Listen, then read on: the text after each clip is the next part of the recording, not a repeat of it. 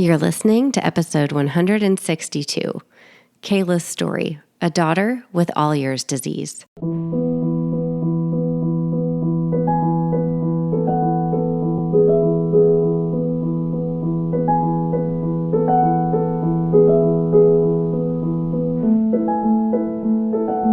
Hello, my friends. Welcome to Child Life on Call. This podcast is a safe place for parents to share their stories about what it's like to have a child that has a medical experience, diagnosis, disease, and or everything in between. We know there's power in sharing stories, and that power multiplies when you can listen to other parents who have walked a similar path to yours.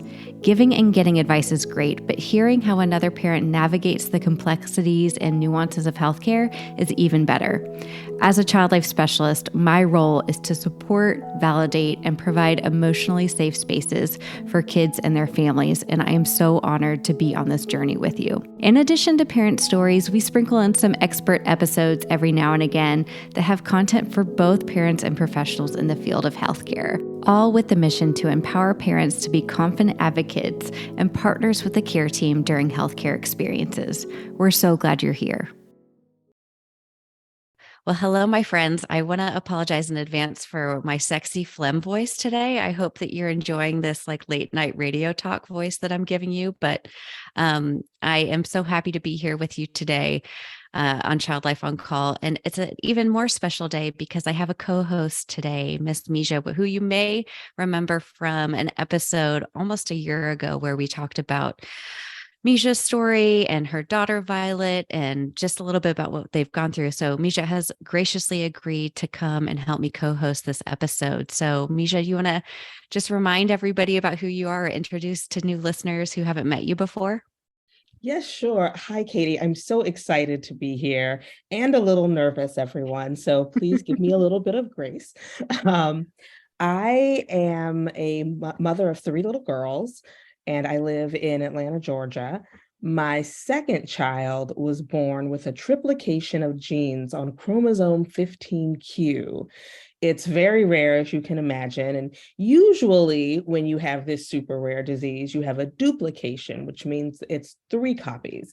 But for my daughter, Violet, she has 4 copies. That is the triplication. And it leads to severe developmental delays or deficits. It leads to hypotonia, so weak muscles, autism. She's nonverbal, and she's 7 years old now. So that's where we are. In the last year, we have seen a whole new child develop. However, she's gotten really long and stringy, very tall kid. But also, we've changed just recently her medication for epilepsy, which also comes along with this diagnosis. And we found that the sweet, calm child that we thought we had was actually just being sedated. So on this new medication, she is cranky and opinionated, still no words, but she makes very clear her feelings through grunts, moans, and whines. Yay. Yay. And you also shared with me that she knows how to turn it on and off depending on who's helping to take care of her. That is 100% true. Like her favorite people, her therapist, her grandfathers, they don't get this. But mama gets it all of it. So I'm curious, do your other daughters also, I don't know about you, but like my kids, they're the worst with me, right? Like when their teachers are like, they're so sweet. I'm like, what child are you talking about? Yes. Absolutely. She's much kinder to her sisters as well than, again, with me and daddy. Yes. Well, I also want you to talk a little bit about Jambo books because it's just an incredible thing. I love everything about Jambo books and the way that we've been able to learn more and integrate more diverse books to our personal home library. So will you share with us a little bit about how you got that started?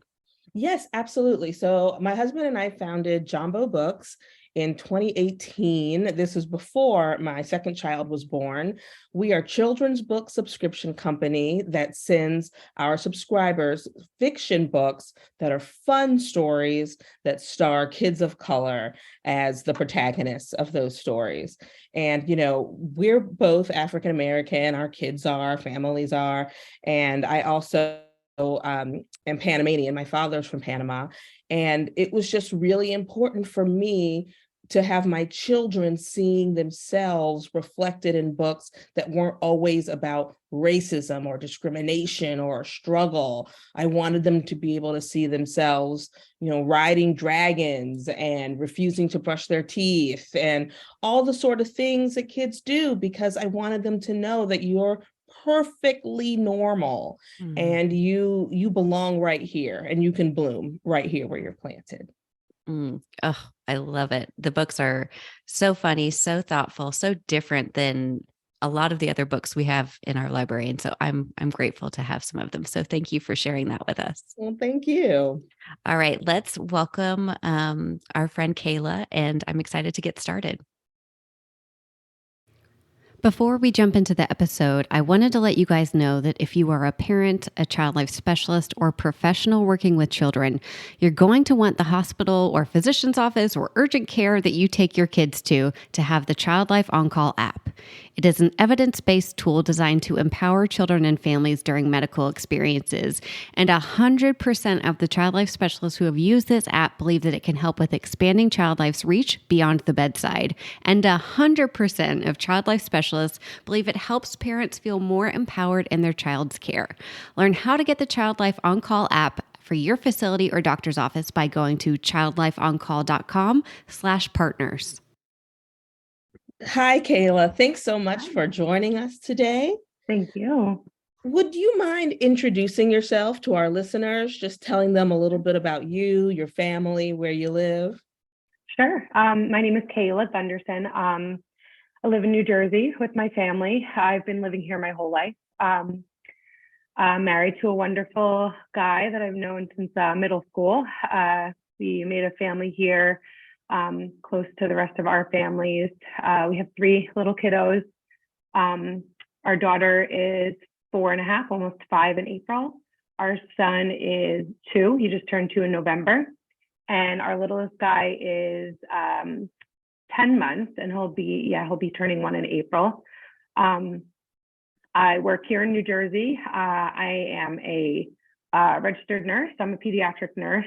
I've been doing that for about 8 years now. My husband's a respiratory therapist, but he works in the adult world. So adults are so gross when they're sick. Yeah. Kids when they're sick are so much cuter. Yeah, they are. I started off, I know I mentioned this, I started off as a child life specialist, and that's actually what I went to school for. I switched to nursing when I kind of found, that there's a little more flexibility. And I work night shift, so I probably wouldn't have been able to do this as a child life specialist, unfortunately. But yeah, we're both working full time, taking care of our kids. And we've got a little poodle mix that we take care of too, and he's our buddy. So pretty much it.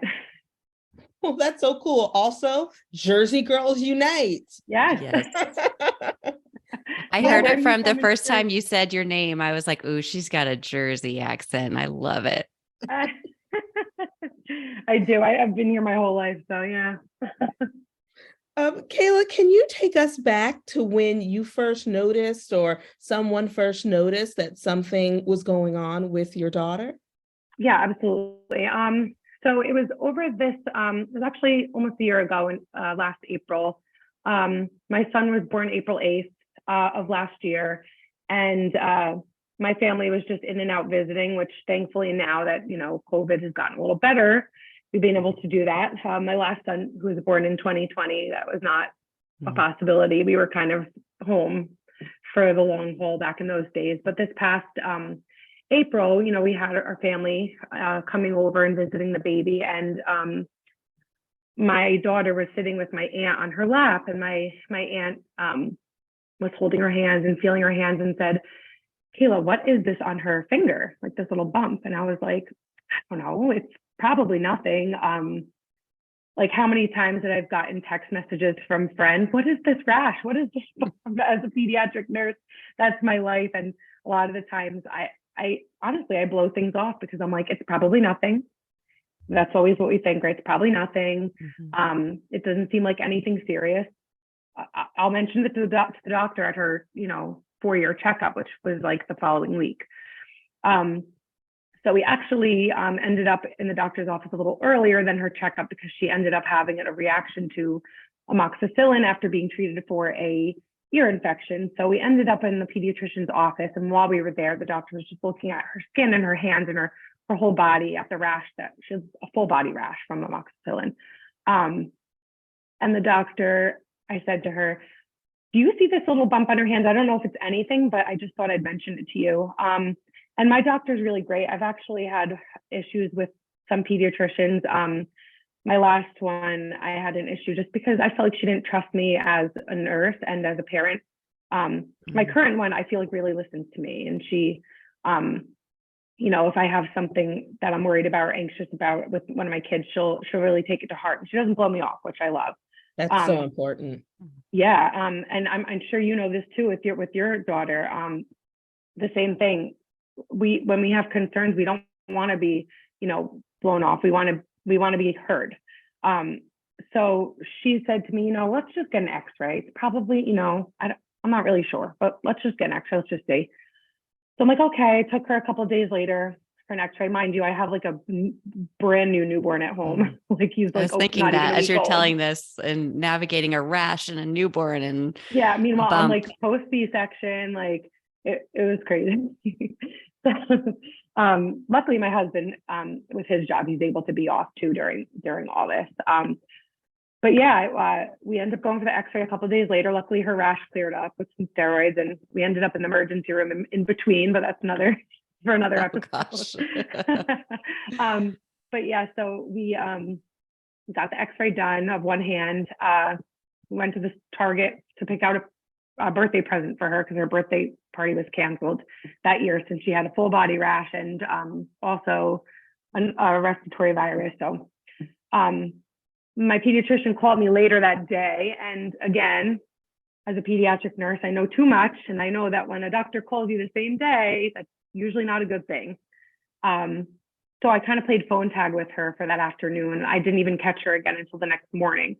When I got to her the next morning, she kind of said to me, yeah, we got her X-ray back, and the radiologist seems to think that she has this disease called Ollier disease.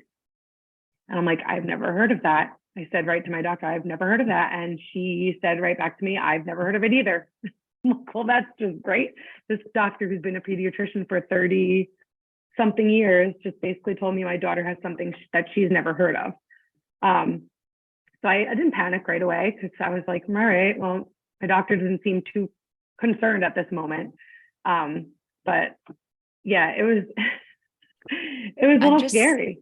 It's so, after doing this episode and working in child life for so long, it's so rare to get an X-ray and get a diagnosis with a name in the next 24 hours. Usually it's this like long process of testing and ruling this out. So that's pretty different to be told, oh, we know exactly what it is right away.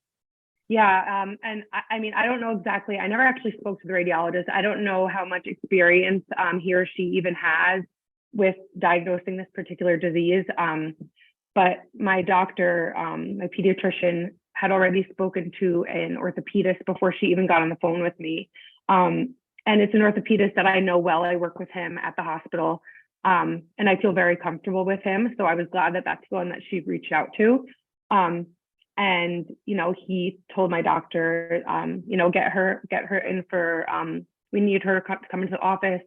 We're going to need a full set of X-rays, and you're going to need to see a geneticist because this is a rare genetic disorder that affects the bones. So we kind of had to go on to our next steps of doing all that. But right when I got off the phone was kind of, when we had to process it. So that the processing it was kind of the next part. Yeah.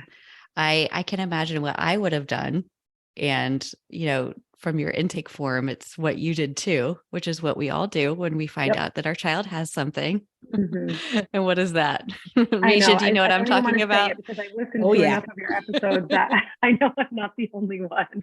And again, in my field, that's what we tell parents. We get kids who come in with, I work on a general pediatrics floor now, but and in the PICU, but I used to work in hematology oncology, pediatric hemonc.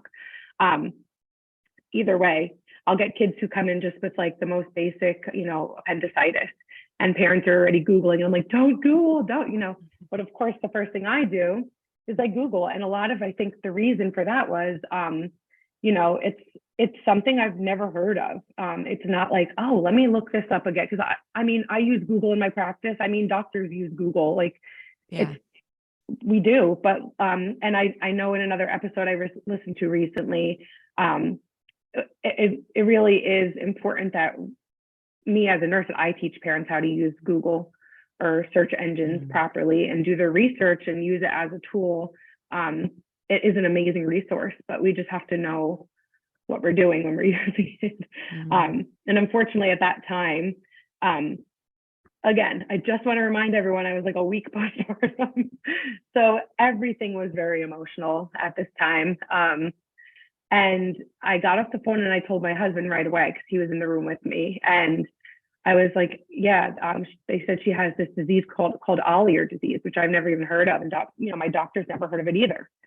And he's like, what is that? I'm like, I don't really know. I got to look it up. So, I go look it up, and it was really hard because the first thing you see, my daughter is just, of course, just like all these other kids who are diagnosed later in life. She's a little girl that I never knew was anything was wrong with her. I kept thinking to myself, I breastfed her. I made all her baby food organically and, homemade. And, I kept her away from plastic and all these things that you think of that you're trying to do to help your kid. And then something like this comes along and you're like, immediately, what did I do? What did I do wrong? Like, I must have done something wrong. Like, why did this have to happen to her? But man, these pictures that came up, my husband and I lost it because immediately we're seeing, that she's going to lose her limbs. She's going to lose fingers. She's not going to be able to use her hands and her feet. And I'm thinking of her, at gymnastics and doing all these sports and things that she does, and thinking that one day she won't be able to do them was horrifying. And not only that, but, the physical deformities, just looking at them visually was scary. Right now, she, didn't, at that moment, she didn't have anything visibly deformed. So it was just this tiny little bump on her finger that I didn't even notice. And then again, I had guilt because I'm thinking, I didn't even notice this, but my aunt noticed it. And of course, now I'm doubting my my mothering capabilities as well as my assessment skills as a nurse. Like, how did I miss this on my own child? But you were just a week postpartum. Give yourself some grace, please.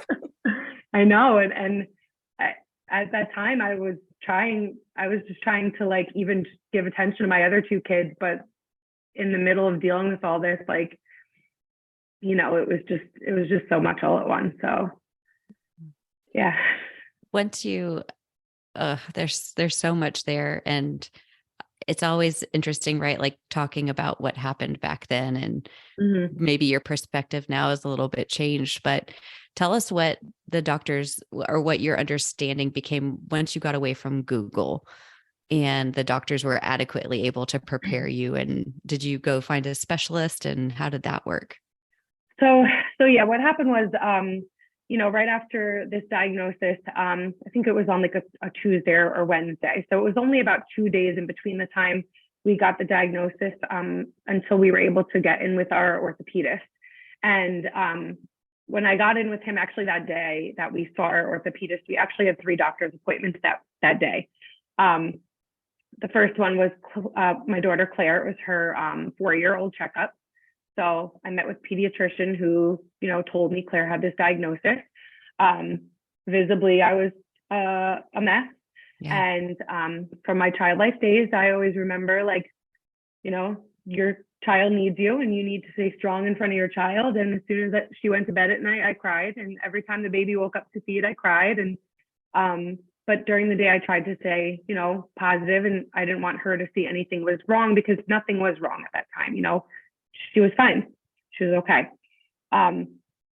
But when I saw the doctor, I got a little teary, and she saw me and she was like, "Are you okay?" And I'm like, I guess, like, I don't really know, actually, because I don't know anything yet besides what I've researched. My next appointment that day was with my OB. It was my 2-week checkup from my C-section. And my doctor looked at me and was like, "Are you okay?"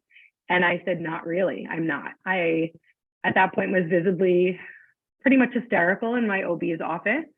And, this is my third child. And he was like, I think you need some medication, honestly. And I was like, "You know what?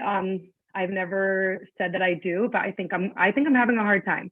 And I'm so grateful for him in that moment for recognizing that I needed that, because I did. And I don't know if or how I would have gotten through the next couple of weeks without being medicated.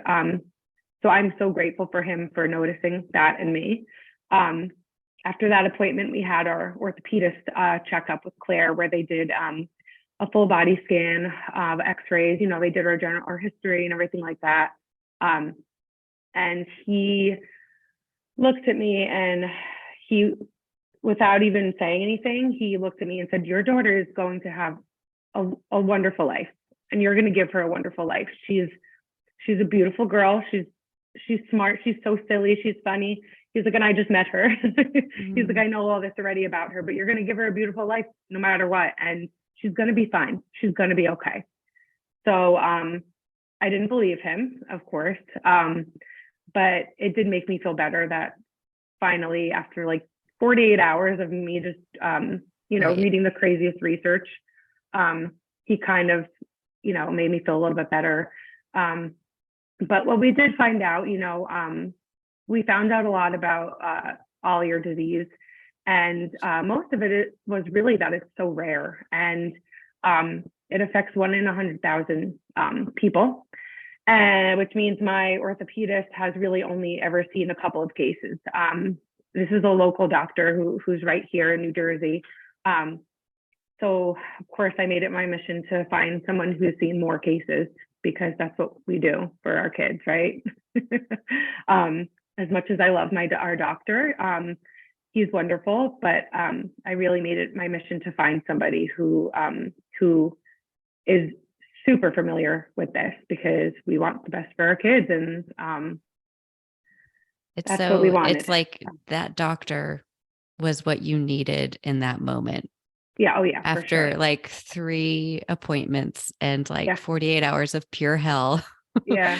and terror, like he gave you that moment. And it's so interesting. But I know, Mijha, I don't remember if we talked about it, but I talk about it with a lot of moms, is like this whole delivery of information can really either make or break your experience right after that. And it's like the doctors who come at you with compassion and tell you exactly what you were told, like, you're going to love your daughter no matter what, like, you're going to get through this. And then the doctors who just deliver it black and white and don't have any kind of like empathy in the conversation or compassion, and are presenting facts, that can hurt, right? You sometimes need that comfort around. I don't know, Mijha, if you had that experience. Absolutely right. That's absolutely right. I honestly feel like the stress, those cortisol levels apparently erase your memory. So I remember getting the diagnosis. I was sitting on a plane. We had just landed in Newark Airport, and they called me from the geneticist, and they didn't know what it was, but they were like, this is what she's got. Ha ha. Yeah. Get with the geneticist when you get home. So Wow. yeah, but the way it's delivered, you're so right, Katie, makes all the difference. Yeah. I mean, I was so grateful to have him at that moment. And he's still our doctor that we see. We go for checkups every 6 months with him. But he basically said to me, this disease is, it's something that there's really not a cure for it at this time. And the only treatment is surgical. There's no pharmacological treatment right now. There's no medications. And that's what I was like, I know I saw that online and I was hoping that you would give me a different answer. I was hoping you were going to tell me there's some like new miracle treatment, like that's what we're always hoping for. And I was like, all right, well, I guess that's what it is. If she needs surgery, my doctor seems to think like to think that she will eventually need at least, one surgery, if not multiple. But after they did the full body X-ray, they saw that these little bumps, or they really call them endchondromas, which are basically little tumors that are benign, and they're cartilage. So they form on the growth plates of bones. So for my daughter, for her, they were growing on the fingers and the toes and the hands and feet, all different bones of her hands and feet. And after they did the full body X-rays, they saw that fortunately, they're not growing anywhere else at this time, which is great. I'm really lucky for that, because I think a lot of children who are diagnosed younger tend to have these endchondromas in different bones in their body, not just their hands and feet. So it could be their spine, their scapula, their hips, or the long bones. And those children end up needing surgeries to correct limb length deformities. And they're pretty intense surgeries, sometimes require bone grafting and other things like that. So at that point, at this point, we're not there. And I don't know if we ever will, because there's nobody or nothing that can tell us that she won't eventually grow endchondromas in other parts of her body. But as of right now, they're not. So I'm just, every day we just keep hoping that they don't. And that's really all this disease is. And for us at the time, my husband and I said to him something pretty horrible, because my past as a peds hemonc nurse, I've dealt with a lot of kids with cancer and different hematological and oncological disorders, and I'm familiar with those. And I said to my husband, I kind of wish that she had leukemia. I mean, because at least I know what that is, and I know what the treatment is, and I know what it looks like, and I know what to expect. With this, I have no idea. I have no clue, because I've never dealt with it before, and I've never seen a patient with it before. So of course I would never wish any disease on my child, but to have something that I was a little more familiar with and felt more comfortable with, I think maybe in that moment I felt like would have been better, but obviously it wouldn't have been. But it's hard in that moment, when you're just learning about something and trying to come to terms with it. I think, like, I remember in college, in my bereavement course, learning about, the grief process. And this is exactly what that was for me. It happened. And I don't know if it happened for you that same way, Mijha, but it was really like denial and anger and everything. I went through every single stage of it. So absolutely. No, I absolutely did too, Kayla. And I will tell you, for me, the anger part was the longest part. Yeah. Me too. I mean, it's been almost a year and I'm still, I still get angry. I mean, I think, I don't know if that will ever go away. I think that'll be there forever, but I think you kind of start to outweigh it with a little more of the gratitude for, having an otherwise healthy child. And again, I see things every day, that really break my heart as a pediatric nurse. And I think to myself, what Claire is going through, what we're going through as a family, may not be as hard as that, but everyone has their own battles that they deal with. And this is ours. And I'm really grateful to, be able to talk about it. Because it's been hard. It's been hard, especially for my husband, who I didn't know if he would agree to let me do this, to be honest, because he hasn't really told his friends, he hasn't told coworkers, he really hasn't told anybody that he knows about what's been going on with our daughter. Whereas I'm the type who, I need support, I need everyone to know. I want to share with people to help people. If anyone's going through the same thing or something similar, I want to be a support for them. And we're two different people. So luckily, he knew that for me, this is a way of coping. And again, like I said, I do really want to share her story because I really hope that maybe it will help somebody else. Oh, I definitely think it will. And thank you so much for sharing. Mm-hmm.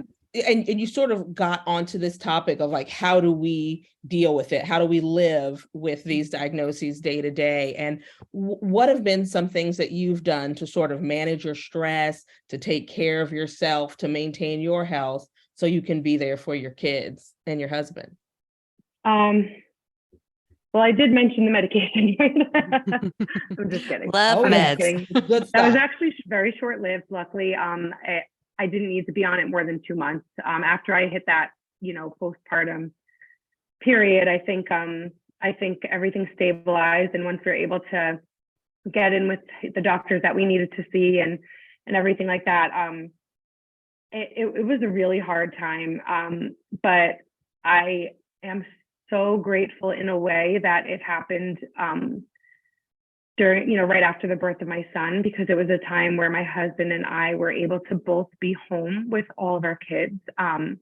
My husband had a 12-week paternity leave, which is unheard of in this country. And I had a really solid one as well. And I am just so grateful that we were able to spend the time together as a family and deal with this together, because if my husband had to be at work every day, I don't know, it would have been a lot harder, honestly. And I am, again, really lucky that I live so close to so much family. My aunts, oh my God, I'm going to start to cry. They're amazing. They have helped me through the hardest times. They've been here to help me with my kids. My mother-in-law, and my sister, no one hesitated. And like, I'll watch the baby. If you need to take Claire for an appointment, or like, just go get a pedicure, like go do what you have to do. Like, or like just showing up with meals. It was hard in general, like I said, being postpartum, but then add this craziness onto it. And I was pretty much beside myself. So now in this period where we kind of have come to terms with her diagnosis, I still have my family who is willing to help, watch the other kids while we take Claire to her appointments. We recently just had an appointment with a geneticist in Baltimore at Johns Hopkins. And my sister came along with us. We made it kind of into a little trip. We saw the geneticist in the morning, and we spent 2 nights in Baltimore with the whole family. And my sister came along too to watch the boys so that my husband and I could take her to see the doctor. We did another trip we went to CHOP in Philadelphia to meet a geneticist there, because initially when we were diagnosed and our orthopedist had told us to go see a geneticist, this was in April, the local geneticist here at one of the hospitals nearby told us that the next appointment would be in December. And I was like, what? I need answers before then. How am I supposed to get through to December? Like, I'm not going to make it. So luckily, again, it really helps knowing people and being a pediatric nurse. I reached out to like every pediatrician I worked with, and I was like, I need help. I need to find a doctor. I need to find a geneticist that can see us. Unfortunately, I have a cousin who is a pediatrician at CHOP, and he was able to get us in with the pediatric geneticist who specializes in connective tissue disorders. And we were able to get in May. I was like, thank goodness, because I wouldn't have been able to make it all the way to December. I was like, oh my God. I mean, it's absolutely crazy. It sounds like these relationships that you have, whether it's the family, your husband being there with you at the beginning, reaching out to anyone who will listen, like these connections, these relationships are so important. One of the last questions I have for you is, I'm so interested to know, because I know how I feel about you, and I've just met you over the past 30 minutes, but I'd love to know what you've learned about yourself in this process of having your child diagnosed with something. What have you learned about you that you didn't know before, or maybe you saw blossom? What have I learned about myself? I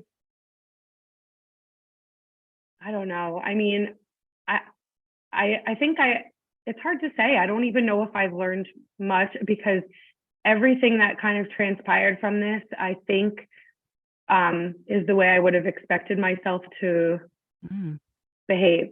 I knew that I would fight for my daughter, and I know that I would fight for any of my kids. I knew that always.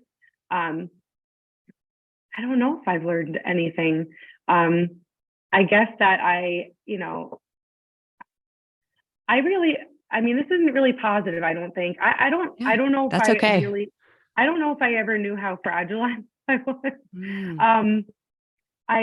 Everyone always, thinks I'm such a tough person, and that I don't cry. And my husband jokes around, the first movie we saw on our first date was that movie Marley and Me, where the dog dies. Oh gosh, how romantic. My husband saw me cry during it, and he was like, I didn't even know you cried. Like, and we've known each other for years, but yeah, I'm like Luisa from Encanto. I'm the older sister. I'm the strong one. I'm the tough one. I'm the one who takes care of everybody. And here I am, I'm a nurse, and I needed somebody to take care of me at that point. Like, I kind of surrendered. I was like, I cannot do this by myself. I can't. Like, I'm going to be here for my kids and my family, but I can't, because if I can't mentally take care of myself, I can't take care of anybody else. So it's for me such to a have beautiful thing to be able to ask for support when you need it. So often we feel as moms that we have to do everything and be the strongest, but it's so beautiful that you could recognize that you needed support, and then you were strong enough to ask for it, because people who love you want to help you. And so you're giving them that avenue to do that while also getting the support you need. I think that that's fantastic. I really do. Yeah. I mean, I really truly learned how loved me and my family, my kids and my husband are. I mean, I knew already, but again, like, I really just needed to stop and be like, all right, I can't handle this on my own. I need some help. I need support. I can't do everything. And also emotionally, I'm struggling, and I need somebody to at least come and hang with my kids, so like I can go cry in the shower for 20 minutes. You know what I mean? I want to commend you for recognizing that in yourself, that it's, I've asked that question a lot of times and I get a lot of answers, and they're all honest and they're all authentic. And yours is such a honest perspective of, I was not okay. And I learned that about myself, and that we're all human, and that we're all going to have this suffering at some point, and we're not immune to tough things that come. And that can be really hard to recognize. So I really commend you for that. Thank you. Yeah. I mean, like I said, we're all going to step up to the plate when we need to, when it comes to our families. But I'm glad that I had all that support. And, of course, it got me thinking to people who don't. And, I'm thinking, like, can you imagine going through this and not having family or not having friends who, would just bring dinner over at the drop of a hat, or take your kids somewhere when you just need a break? Like, I can't imagine. And so, I'm glad I was able to recognize that and kind of just step aside for some of the other things. The hard thing really was that I felt, like I said earlier, it was a blessing that my husband was home and that we had the baby at this time. But I did feel like I missed out on a little bonding with my son when he was born, because of this whirlwind. And then the middle guy, poor little middle guy, him too, he's only 16 or 17 months older than the baby. So he, both of them really, I of course have a little bit of guilt for having had to deal with Claire's diagnosis. And, but we made the best of it. Like I said, we spent so much time together, and, those are moments that I'll never forget as a family, being able to spend together. And, that was our last baby. And we know that. So it's kind of like, this is us now. Like, this is our unit. And coming to terms with that was really, really special at that time, even though, it was a hard time, but it was still very special, I think. Well, thank you so much for sharing. And, you mentioned those families and those people that don't have the extra support. And you, Kayla, and you, Mijha, sharing like this is giving them some support, because podcasts are free. If they go on and they type in Ollier syndrome or Trip 15Q, and they're going to find you, the two of you, and that's so special. And you have made a difference for them. So I'm glad you had the support you needed, and I'm thankful that you're now giving it to others. So thank you so much for being with us today. And I don't know if you share online or social media, or if people can reach out. My Instagram is private, but I'm always accepting messages, people that are interested in seeing all the ins and outs of the Gunderson family. So my Instagram is at Kayla C. Gunderson. So people can follow if they want to see 3 cute little kiddos. Mostly that's all it is. I love it. Well, Mijha, did you have any other questions for Kayla? No, I don't. I just wanted to thank you so much for sharing your story with us. It really is inspirational and motivational, I think, for those of us who are still trying to pretend we can do it all. It's really helpful to hear your story. Thank you. And like I said, I know there are so many other more scary diagnoses out there, but I do feel like regardless of what the diagnosis is, it's always scary to learn that your child's going to be dealing with a chronic illness or a lifelong diagnosis, and no matter what it is. So I hope that people listening will be able to maybe see some of that and take that with them, especially if it's someone with a new diagnosis. I remember, like, at first when I found out my daughter was diagnosed, I joined like a Facebook group immediately, and then I started seeing things pop up in my news feed, and I was like, nope, I cannot do this yet. Like, I'm not ready. I can't look at these pictures. I can't look at these kids no. And all my friends were recommending, oh, did you join any support groups? And I'm like, I'm not ready. I knew like I wasn't ready. But after a little while, I was like, okay, I'm ready now. I'm gonna start looking. I'm gonna start reading. I'm like doing more things. And this for me was something too that I really wanted to do. And listening to podcasts for me really has been helpful too. So thank you so much for doing this. This is really great. And I thank you for setting up this platform for parents. It's a wonderful thing. Well, thank you, Kayla, and thank you, Mijha. I appreciate you both. I'm so glad I got to talk with you today. You too. Thank you so much. Thank you so much for joining us on the Child Life On Call podcast. The only reason this podcast keeps on going is because of you and listeners like you. So please join in on the conversation with us on Instagram, Facebook. I'm even on TikTok now, y'all, making a fool of myself. I haven't danced yet, but maybe it's coming. You can find us at Child Life On Call. We also have a website, and that has all of our information about the Child Life Circle, about the Child Life On Call app, and a blog with new information all the time. That's childlifeoncall.com. Thank you again from the bottom of my heart for listening to these episodes and being a part of this community. We are so grateful and so honored to be able to provide this for you.